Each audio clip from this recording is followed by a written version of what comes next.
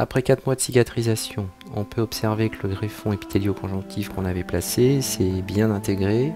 Il est désormais totalement vascularisé et il devrait nous permettre de disposer d'une gencive attachée suffisante pour pouvoir assurer un recouvrement complet de la régénération qu'on va mettre en place. Sur l'examen Cone-Beam qui est réalisé préalablement à l'intervention, on peut objectiver le volume osseux que l'on a obtenu à l'aide du matériau de comblement qui avait été foulé dans les alvéoles. Ça devrait nous permettre de trouver une bonne stabilité primaire à l'implant que l'on va placer.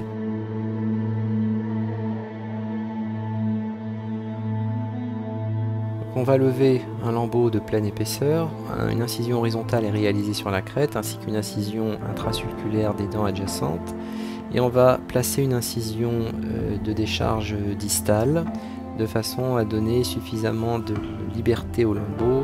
Ce dernier va être décollé en prenant appui sur le tissu osseux assez haut de manière à lui donner le plus de laxité possible. On va également décoller le lambeau palatin. Mais on peut toutefois objectiver une fermeture des alvéoles assez intéressante en termes de reconstruction osseuse pour pouvoir placer convenablement notre implant. On va utiliser la prothèse amovible transitoire du patient comme guide chirurgical de manière à positionner très précisément notre implant. On commence par le forêt de 2 mm qui va nous donner l'axe et la longueur de l'implant que l'on souhaite placer. Toute la séquence chirurgicale classique va être réalisée en passant les forêts les uns après les autres. Lors de cette séquence de forage, on peut clairement objectiver une assez bonne densité osseuse.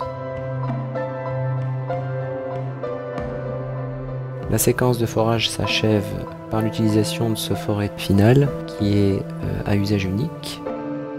On va utiliser un implant V3 du système MIS de longueur 13 mm.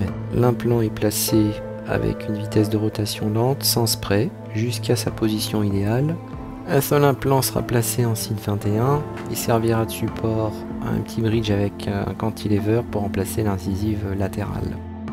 Les derniers tours sont réalisés à l'aide d'une clé manuelle de façon à parfaitement positionner un des 3 méplats du col en vestibulaire.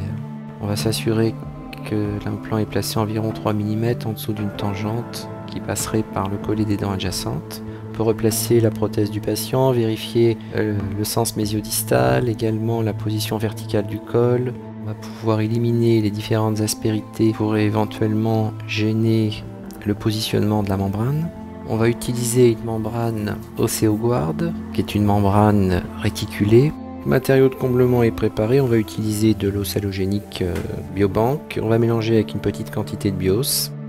La membrane est d'abord fixée en palatin, qui est une membrane avec une résorption très lente, une membrane relativement rigide, qui va être utile ici pour assurer un soutien vertical du matériau de comblement qui va être apporté, qu'on va compacter au niveau du site, essentiellement en vertical.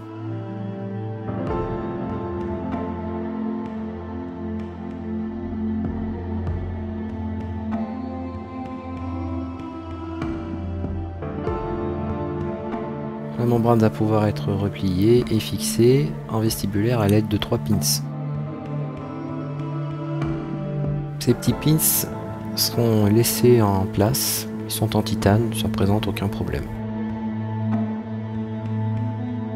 Il est important de s'assurer que notre membrane est bien stabilisée avant de repositionner le lambeau. À l'aide d'une précelle, on va vérifier la laxité du lambeau qui est bien sûr jamais suffisante et on va libérer ce dernier par une incision superficielle de façon à obtenir un positionnement sans tension. Cette incision des fibres musculaires est réalisée à l'aide d'une lame 15C neuve. On peut observer l'épaisseur des tissus mous, ce qui devrait nous permettre d'obtenir une bonne vascularisation et éviter une exposition secondaire.